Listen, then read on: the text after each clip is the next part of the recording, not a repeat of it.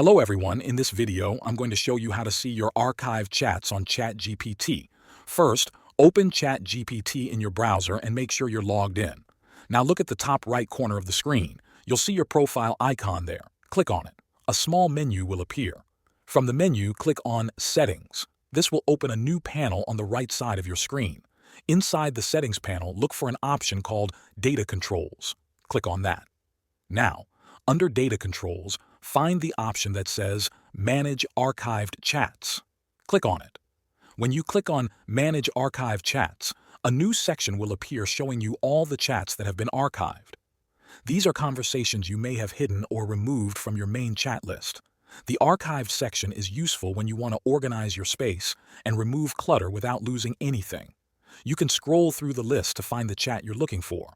If you want to restore a chat back to your main view, just click the option to unarchive or restore it. This puts it back in your active conversations list on the left side of the screen. If you no longer need an archived chat, you also have the option to delete it permanently. But be careful. Once a chat is deleted, you cannot get it back.